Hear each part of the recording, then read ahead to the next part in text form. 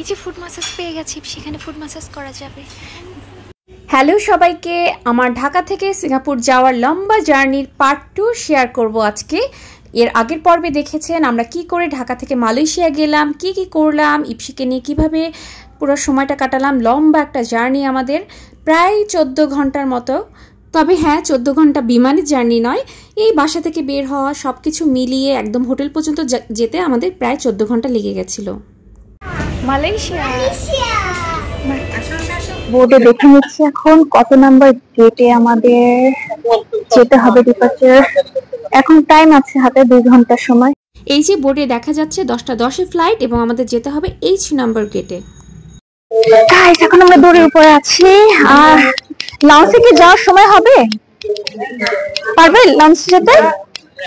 Airport এত বড়, হেঁটে কভার করাটা মুশকিল। লঞ্চ পর্যন্ত যেতে যেতে দেখবো যে আমাদের টাইম হয়ে গেছে বিমানে ওঠার।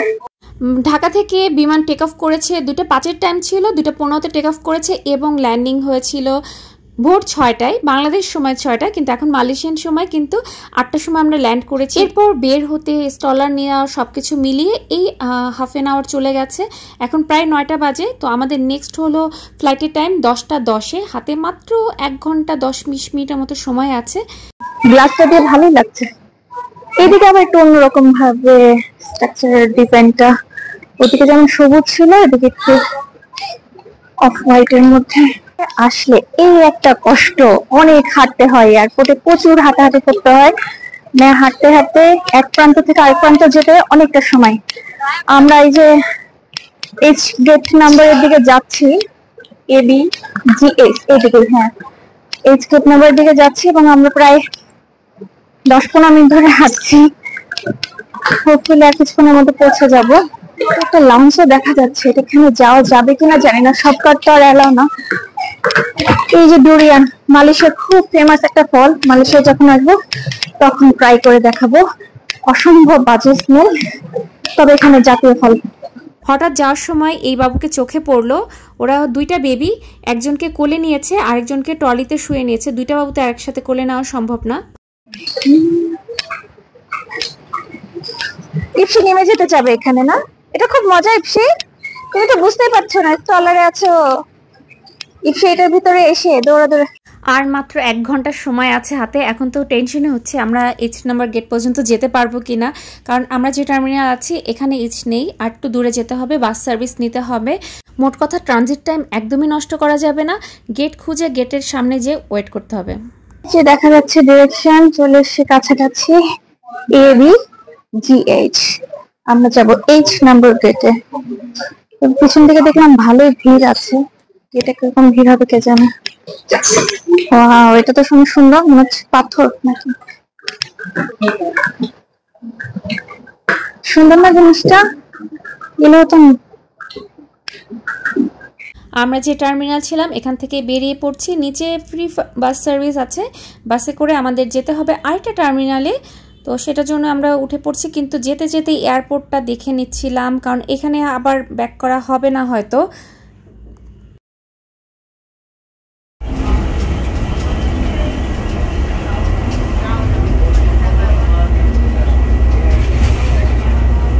বাসে 10 মিনিট 12 মিনিটের মতো লাগলো, নামিয়ে দিল। এখন হলো আমরা H নাম্বার গেটের দিকে যাচ্ছি। এখনও H নাম্বার গেটে যাবে। এই যে দেখা যাচ্ছে H নাম্বার গেটে, মনে হলো এক এয়ারপোর্ট থেকে আরেক এয়ারপোর্টে চলে আসলাম। এটা সম্ভবত এক টার্মিনাল থেকে আরেক টার্মিনালেই চলে আসছি। এই টার্মিনালটাও কিন্তু খুবই সুন্দর। ফাইনালি আমাদের নির্দিষ্ট গেটের দেখা মনে হয় মিলল, দূর থেকে দেখা যাচ্ছে। এদিকে আমরা আগাচ্ছি। দেখা যাচ্ছে H নাম্বার গেট এইখানে।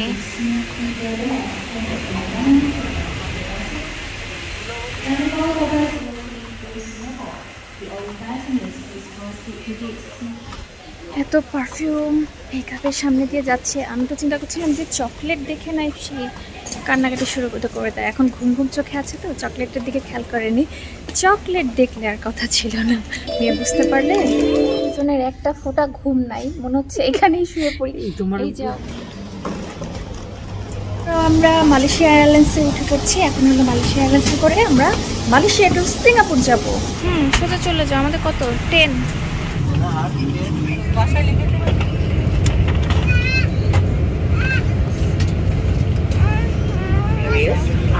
market areas electronic cigarettes is prohibited. Recharging of this Malaysian এয়ারলাইন্সের এই বিমানটা একটু ছোট, আমরা যেটা এসেছিলাম এটা একটু বড় ছিল। আর সবচেয়ে বড় কথা এই বিমানে কোনো টিভি স্ক্রিন নেই, যার জন্য ইপসি অস্থির হয়ে গেছিল। কখনো কার্টুন দেখবে, তোকে গিফট পাওয়া সব রং পেন্সিল খাতা স্টিকার সব বের করে দিলাম, এগুলো দিয়ে একটু ব্যস্ত থাকুক। ইপসি এবার মিডলে বসেছে, এটা দিয়ে লিখতে হবে। আমাদের বিমান টেক অফ করে ফেলেছে এবং টাটা বাই বাই মালয়েশিয়া। আমরা আবার 2-3 দিন পরেই ব্যাক করছি মালয়েশিয়াতে। মালয়েশিয়া এবার আমরা যাচ্ছি না, আগে সিঙ্গাপুর ঘুরবো, তারপর আবার মালয়েশিয়া এসে কিছুদিন থাকবো। আর মালয়েশিয়ার উপর দিয়ে যখন যাচ্ছি খালি মনে হচ্ছে সবুজ আর সবুজ, সবুজে ঘেরা অনেক গাছ কিন্তু মালয়েশিয়াতে। এবং আমার যতদূর মনে আছে, আমরা প্রথম যখন সিঙ্গাপুরে গেছিলাম তখন মনে হচ্ছিল নিচ থেকে শুধু জাহাজ, লাইট এগুলো দেখছি, চারিধারে শুধু পানি আর পানি। দেখতে দেখতে কিন্তু আমরা এখন মেঘের উপরে থেকে যাচ্ছি। আর এই সময়টা যে আমার কি ভালো লাগে, দিনের বেলা যদি ফ্লাইটটা থাকে তাহলে কিন্তু এই সুন্দর মনোরম দৃশ্যগুলো দেখে দেখে যাওয়া যায়। রাতের বেলা তো কিছুই দেখা যায় না, বোঝাও যায় না। এই যে তুলার মতো কি সুন্দর মেঘগুলো, মনে হয় যে ধরি। ইপসি তো প্রায় মনে করে এটা কটন ক্যান্ডি, ও কটন ক্যান্ডি খাবে, এরকমই বায়না করে।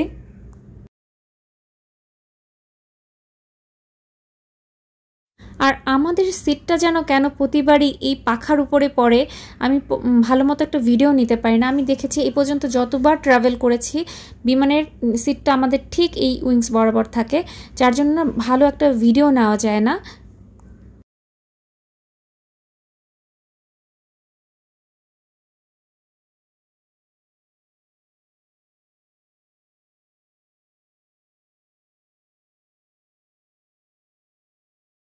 আমি তো জানলা দিয়ে মন ভরে মেঘ দেখছি, আর এদিকে ভাবছি মেয়েকে একটু ঘুম পাড়িয়ে দেওয়া দরকার, কারণ মেয়ে আজকে রাতে হয়তো 2 থেকে 2.5 ঘন্টা ঘুমিয়েছিল, আর তো ঘুমাতে পারেনি, সকালে আবার উঠিয়ে ফেলেছি। তো ওকে ঘুম পাড়ানোর চেষ্টা করছিলাম, এর ভিতরে খাবারও দিয়ে দিচ্ছে। খাবার দেওয়ার সময় হয়ে গেছে, মাত্র 1 ঘন্টা 10 মিনিটের একটা ফ্লাইট, যার জন্য খাবারটাও খুবই হালকা দিয়েছে। একটা কুকিজের প্যাকেট দিয়েছে, আর দিয়েছে হলো সল্টেড পিনাটটা এর আগেও দিয়েছিল, আগের ফ্লাইটটাতেও ছিল। এই পিনাটটা ভালোই খেতে, সল্টেড। আর কুকিজটা ছোট ছোট প্যাকেট 3 জনে দিয়েছে। ইপসি হলো অস্থির, জিনিসটা কি, ওকে খুলে দেখালাম। এটা একটা কুকিজ, ও চকলেট বিস্কুট পছন্দ করে, তবে ভিতরে যেগুলো থাকে ক্রিমগুলো মানে বেশি ক্রিম দেওয়া। তো আমি একটু ট্রাই করে দেখি কেমন।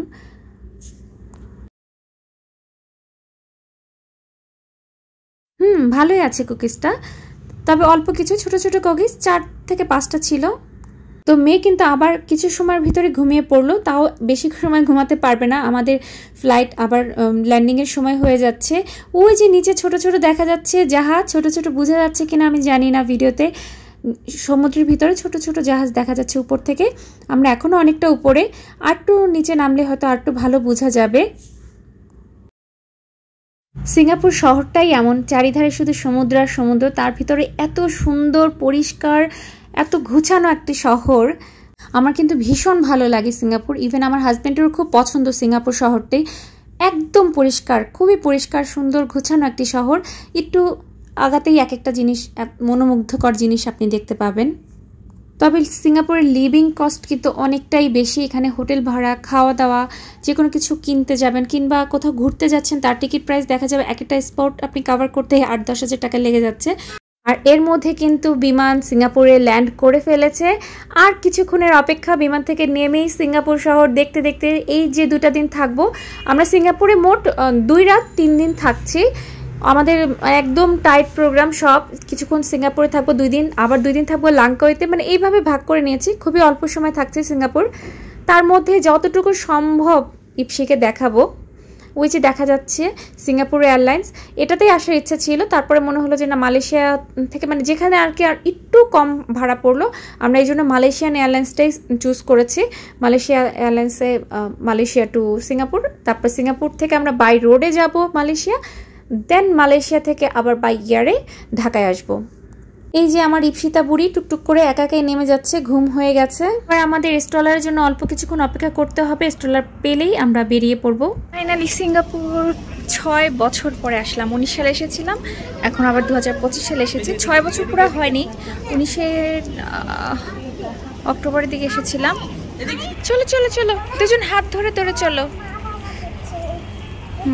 বছর পরে আসলেও পার্থক্য হলো 6 বছর আগে এসেছিলাম 2 জন, আর এখন এসেছি আমরা 3 জন। ইপসিকে সহ নিয়ে এসেছি। এখন আমাদের কিছু সময় এয়ারপোর্টে থাকবো, চাঙ্গি এয়ারপোর্টটা দেখার, জুয়েলে যাব আর কি। চাঙ্গি এয়ারপোর্টে তো এর আগে ঘোরা হয়েছে, কিন্তু জুয়েলে যাওয়া হয়নি। তো আজকে হলো আমাদের জুয়েলে কিছুক্ষণ ঘোরাঘুরি করব, তারপরে আমরা হোটেলে যাব, কারণ হোটেলে চেকিং টাইম 3টায়। এত আগে যে কোনো লাভ নেই। এখন বোধহয় এখানে টাইম 10:30টার মতো বাজে, 10:30 বা 11:15। কোথায়? সিঙ্গাপুর। সিঙ্গাপুর চলে এসেছি। যাও যাও, আস্তে করে যাও যাও যাও, সামনে চলে যাও, আগে যাও আগে যাও।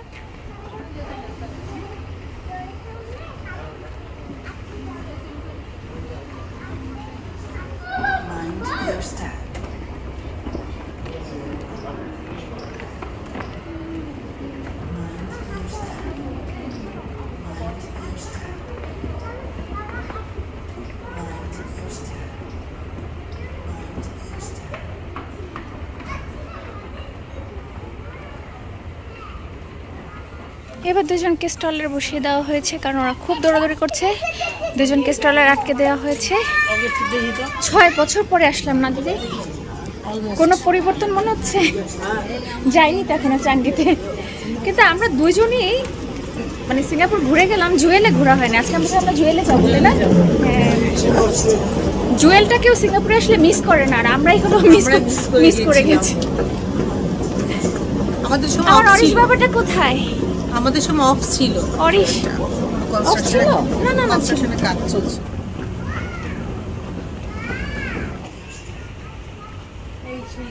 মজা, অনেক মজা এটা উঠে। কষ্টের বিষয় হলো অনেক হাঁটতে হচ্ছে। সেই সকাল থেকে আমরা হাঁটছি আর হাঁটছি। মাঝখানে হলো একটু 1.5 ঘন্টার ফ্লাইট ছিল, আবার রাতে একটা ফ্লাইট ছিল, আর এখন শুধু হেঁটেই যাচ্ছি। এয়ারপোর্টগুলো এতই বড়, সিঙ্গাপুরের অন্যতম বিশ্বের সবচেয়ে সুন্দর এয়ারপোর্টগুলোর মধ্যে একটি, কিন্তু অনেক বিশাল। গাড়িটা পেলে ভালো হতো, ওই যে বাচ্চাদের জন্য যে ফ্রি সার্ভিস দেয়। এখানে প্রতিটা ডিউটি ফ্রি শপগুলো এত সুন্দর, কিন্তু কোনো দিকে তাকানো যাবে না। সিঙ্গাপুরে এত এক্সপেন্সিভ প্রতিটা জিনিস।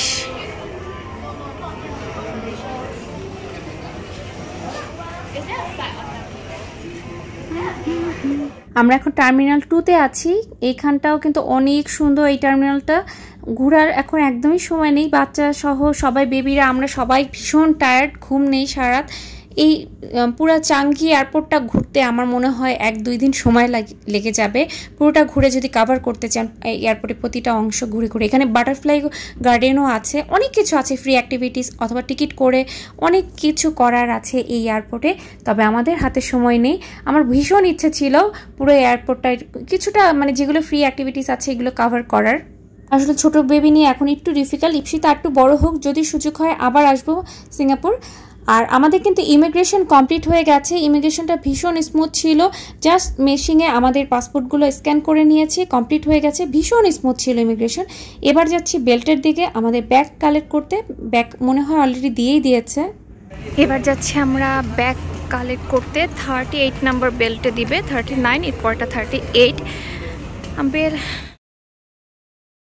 ইমিগ্রেশন কমপ্লিট করে আসতে আসতে দেখলাম বেল্টে আমার ব্যাগ ঘুরছে। তাড়াতাড়ি যে ব্যাগটা নামিয়ে নিলাম। আরেকটা ব্যাগের অপেক্ষা, 2টা ব্যাগ। এটা নাকি, এটা আমাদের নাকি? সিস্টেম কত ভালো না দিদি? মানে আমরা ইমিগ্রেশন কমপ্লিট করে আসার আগেই বেল্টে ব্যাগ চলে আসছে।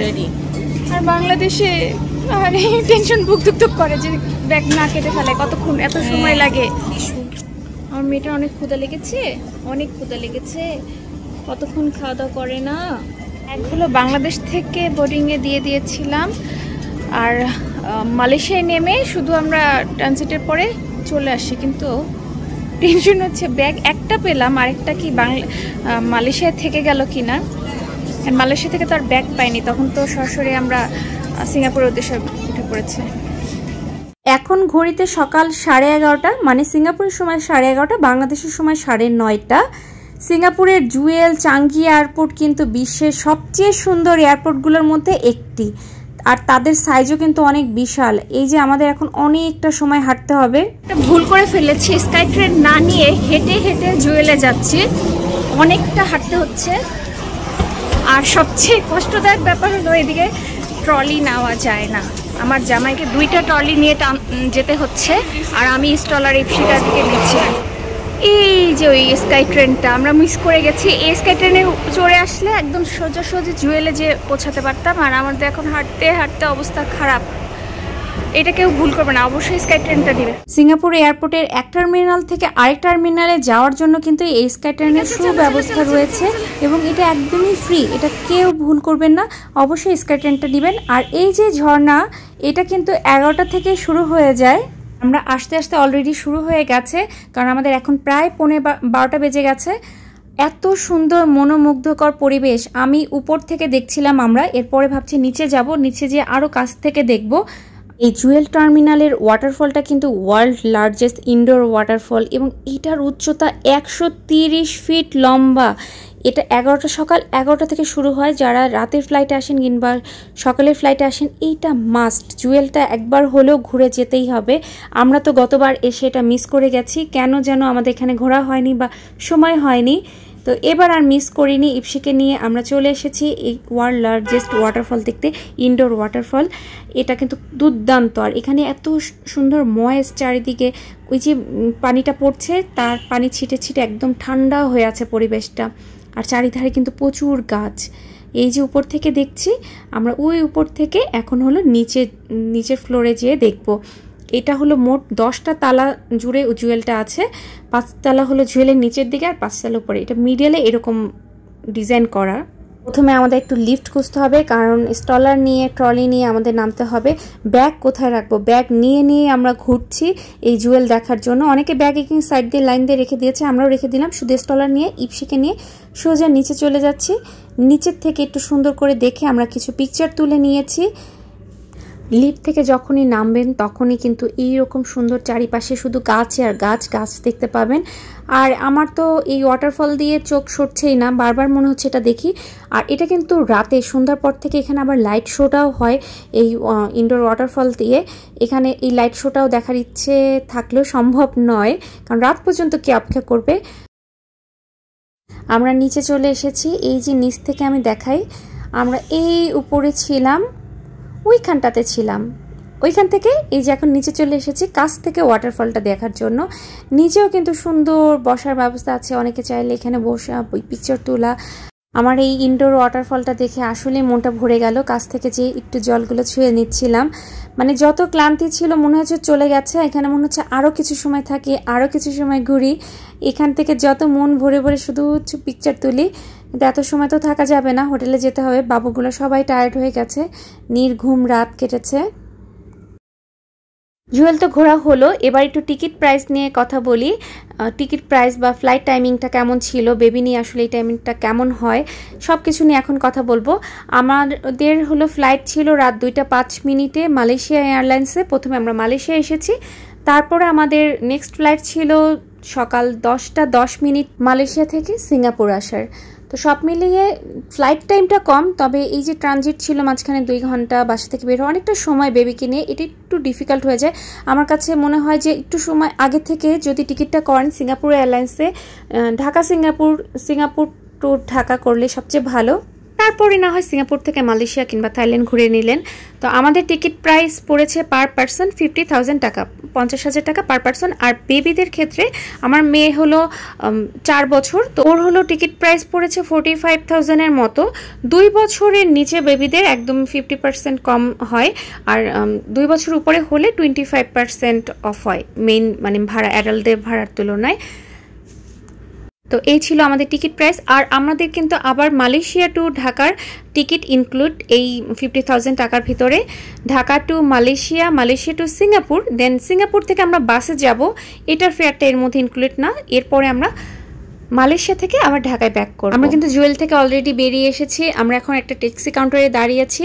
এখানে কিন্তু যেখানে ট্যাক্সি কিংবা উবার, গ্র্যাব কাউন্টারে ওয়েট করতে হবে। আপনি যে গাড়ি বুক করবেন, আসার পরে আমাদের একটু বড় গাড়ি নিতে হয়েছে। Tata bye bye Jewel. আবার যদি ভাগ্যে থাকে অবশ্যই আসবো, দেখা হবে জুয়েলে, আবার আসবো জুয়েল ঘুরতে। এবার তো আসলাম প্রায় 6 বছরের কাছাকাছি। এরপরে আবার কত বছর পরে আসি জানি না, গড নোস। তো এবার একটু দেখে সিঙ্গাপুর শহরটা কি যে সুন্দর, যেতে যেতে আমার এত ভালো লাগছে। সেই মনে হচ্ছে এই তো মনে হয় সেদিন ঘুরে গেলাম। আবার এসেছি আমার কন্যাকে নিয়ে, কন্যাকে নিয়ে। কন্যার অনেক ইচ্ছা ছিল সিঙ্গাপুর দেখবে। ওই যে ফ্লাওয়ার ডোম দেখা যাচ্ছে, সিঙ্গাপুর ফ্লাইয়ার দেখা যাচ্ছে। সিঙ্গাপুর ফ্লাইয়ারে আমরা উঠেছিলাম। ইপসি আমাদের পিকচার দেখে ওর ইচ্ছা ফ্লাইয়ারে ওঠার, তো ওকে যদি পারি সুযোগ হয় ওকে একবার ফ্লাইয়ারে উঠাবো।